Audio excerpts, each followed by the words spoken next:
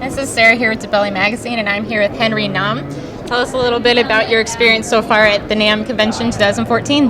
Well, it's been really overwhelming. Just so many musicians here, so much talent, and it's incredible to walk around. I mean, just you can turn a corner and literally run into one of your heroes. As we've been talking before about that. It's possible, and it's also been very productive meeting a lot of the people behind the products that make the things that I like to use, and it's really an amazing experience. Great networking, getting to meet wonderful people as well. So. Awesome. Tell us a little bit about the products that you work with. So I'm here showcasing the Angle Guitar Hammer. It's this neat little device that creates kind of a hammer dulcimer sound for the guitar, and it's been creating a bit of a splash here. So it's been really gratifying to see that other musicians have been coming by and coming up with some neat ideas as well. And also meeting up with other sponsored artists through the Angle and seeing what they've been doing with that. And it's also really funny because I'm finding out that a lot of these companies like Oasis Guitar Tuner or Guitar Humidifiers, they are right around the corner from where I used to live, and or even the John Pierce Strings who I use, they're also my neighbors, and of course I have to come all the way to California to find that out. So tell us about the video that they can watch on YouTube. By the way, it's Sheltered Turtle on YouTube, where you have the what is it called? Yeah, the Angle. Angle guitar. I cannot for some reason remember that. What's that video that they can go home and watch? So it's called To Be Again, and it was written around the time before I had really decided to pursue music full time. I felt pretty aimless with my life, and kind of at that moment where I decided that I really wanted to do music, then I just felt like I don't know, almost like a reborn feeling, if that's not too cheesy. And finding myself out again, and that was the piece that kind of got inspired by it. But yeah, it's in that kind of goofy, tappy guitar. I don't know. I just call it fancy elevator music. But and instrumental guitar music. But it, I feel it really captures the way that I felt at the time. Wow, that's you're an amazing guitarist. So I saw that you had talked about you hated your singing voice. Yes. And you've worked on it, and now people are actually asking you to teach them how to sing. Can you tell us a little bit about how you overcame your fear with singing, and now what that's like to start to teach people? It all just started with as I talked to other musicians. I would ask them, how they got into singing, how they improved at it, and I found out that the vast majority of people that I really, really admire, they're not kind of the natural-born singers that we kind of assume everybody are. So they just say, just keep working at it, and they gave me little pointers along the way, like practice singing with a microphone so you can hear what you sound like, out of a speaker and not through your ears. And just continue singing, and I was just like, oh, my voice doesn't sound good, and this one guitarist came up to me and was like, man, Bob Dylan can't sing. So I was like, well, okay, well, I suppose if you can make a career like Dylan's, I'm no songwriter like Dylan, but and from there, I guess it's just eventually it just kind of reached a point where I was getting more and more positive feedback from it. So I figure other people are better judges of it than I am, and basically it's just carrying on that tradition. For people coming up to me for voice lessons, I'll teach them what I've learned, and then try to learn something from them as well. That's cool. It usually happens. And you're also a guitar teacher. Mm-hmm. Correct. Tell us a little bit about how you became a teacher and what you love about doing it, and the school that you teach at. So guitar is something that came along kind of later in life. I was a classically trained pianist and did that for a while, and then just around college time, everybody and their cat has a guitar. So I just would borrow a friend's guitar, and then a lot of times they just wouldn't use it, so I'd get to borrow it for a little while. And then eventually I got a job at a little local music store teaching piano, and then I've always enjoyed teaching. Even when I was little, I'd teach my brother little things on the piano, and or friends who were curious on how to learn those things. And then after I started teaching there, I had an opportunity to try out a bunch of guitars at the store, and I came across some videos by Andy McKee and Don Ross, Michael Hedges, and it just completely expanded what was possible on an acoustic guitar. So I started fervently watching those videos, and just basically, I think the Andy McKee's Drifting probably has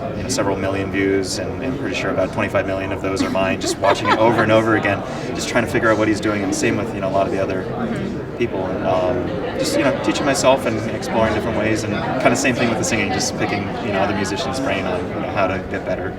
It's a real inspiration watching you, because you actually use the entire guitar Yes. as an instrument, and if you just hear you, you wouldn't believe it that it's just you on it. That's really an inspiration to see. And so talk to us a little about your new album coming out February 9th, correct? Yes. So this one is a bit of an interesting album, at least for me, because it's all older material. Most of the material was written within the first year that I was teaching myself guitar. So it was very strange kind of going back about 5-6 years later and revisiting it, because I feel that the compositions themselves aren't quite as mature because I was still figuring things out. So it was really fascinating revisiting those and trying to incorporate new techniques into it and rearranging it in a way that's a little bit more true to where I am as a musician now. And the recording spot itself has been, I don't know, probably at least for me, the most interesting point. My engineer and I went down to southern Maryland, where I used to go to college, and there was this old church. It was originally built in the 1600s and went through a lot of history. It had been burnt down and crushed during attacks and things like that, and they rebuilt it using historic methods. So they used the clay that was from the original site that they built the first church in the 1600s. The panel using the same wood. All the locks and things were built with professional blacksmiths, and they hired a lot of the college students to build this thing. And they used no modern machinery. Everything was just a little bunch of wood and planks and levers and ropes and things like that. And that's how they constructed this church. And I was down there this past summer to do a performance, and the people there told me that the acoustics in this room were incredible. So I went in, tried it out, and it was a relatively small church, but it just sounded huge. The decay was amazing. So I pitched it to my engineer, hey, do you want to camp out at this church and do the recording? He agreed to it. We filled out all the paperwork. Showed up there, and the lady there was very, very nice. Gave us this giant skeleton key. It was very satisfying to open the door. Really? It felt like opening the door like this giant Gothic church, but you got this very satisfying clank. And when we were parking the car, she was like, "Oh, stay about this distance away from the church." She's like, "Oh, well, why is that?" I said, "Well, this is consecrated ground. There are about 500 bodies buried underneath the church." Like, oh, I didn't know that. So it got really creepy at nighttime because there weren't any lights at the place. It's in the middle of nowhere. And there were a bunch of bodies buried underneath us. And all we had for lights were these little, LED lights that we lent. But the album itself, I think, came out really well. It felt really true, and we used nothing but microphones. So I had about 8 microphones on my one little guitar, capturing different elements of the room. And the whole idea was just to create this very vivid live experience, the way that it would sound if you were sitting in the room next to me. And I think we accomplished that. That's really cool.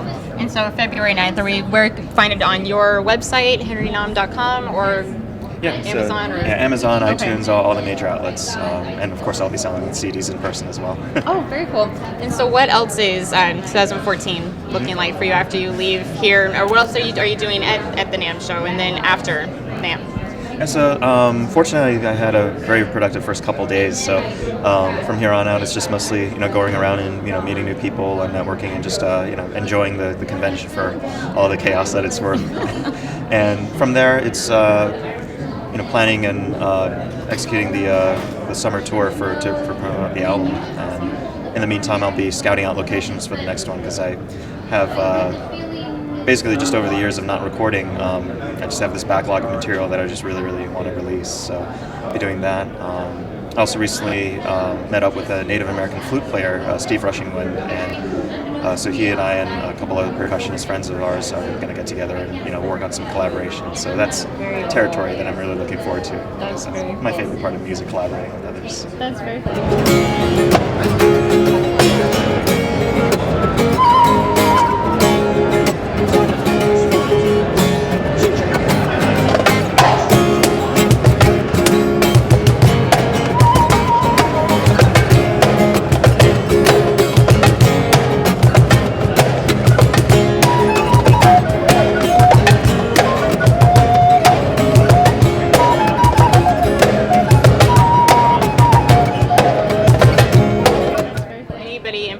That you've liked working with the best?